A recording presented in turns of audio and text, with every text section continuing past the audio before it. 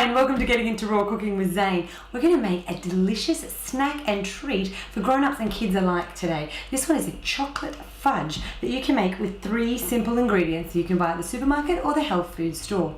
So I've begun by using the 9200 blender. I've chosen this blender for the task because it's got the 35-second timer on it, which is fantastic because you press one button to get the final result. I also like this jug because it's got 6 blades, 4 long blades and 2 short little blades underneath.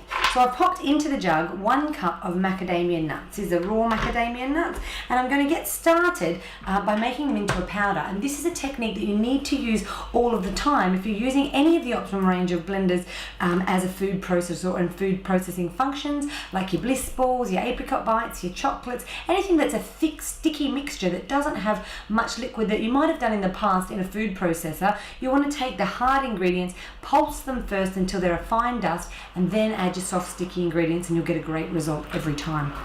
So let's go.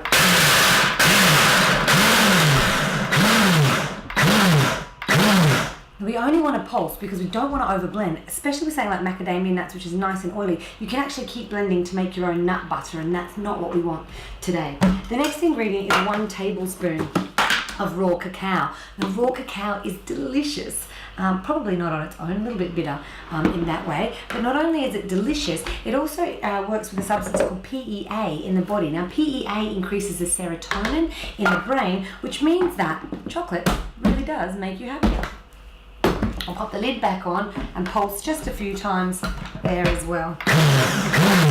Alright, the last ingredient, we're adding 1 cup, keep taking off the rotten lid there, we put 1 cup of dates into the blender jug. Now these are the medjool dates that you find in the fruit and veggie section of your supermarket or in your fruit and veggie store, but it's really important that you take out the pit before you pop them in, and when you're measuring dates for a recipe like this, make sure they're packed, so squash them into the cup. We'll throw in this spare one just to make sure that the mixture is sticky enough. Lid firmly in place. You will need the tamper and you'll need 35 seconds to blend this completely. Let's go.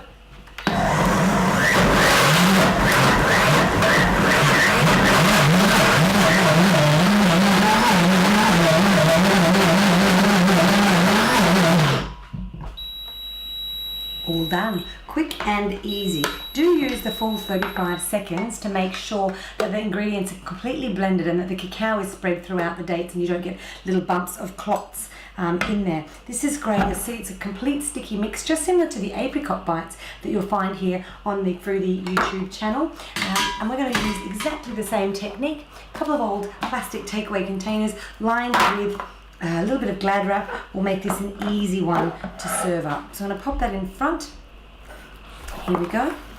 And put half of the mixture into each of these plastic containers, and then simply pop that straight into the fridge or freezer until it sets. It'll take about 10 to 15 minutes to set, and then you can store it in the same place, chopped up in nice little bite-sized pieces. So again, this is a great recipe for kids who want a treat. It's also a great recipe if you've got guests and you want to have a little bit of something sweet afterwards, something for a cup of tea or even in your own lunchbox for work. So really good recipe to use.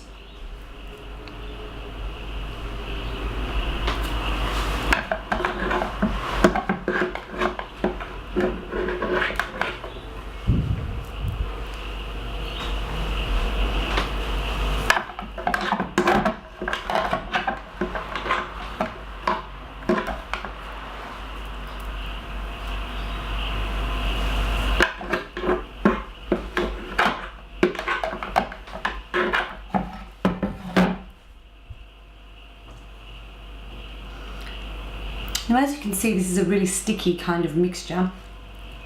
It tastes really good. But a great way of getting this spread out nice and easily is to use a snack bag. Pop the snack bag over the tips of your fingers, and instead of getting stuck to the mixture or around your mouth, you can easily press the ingredients down nice and flat.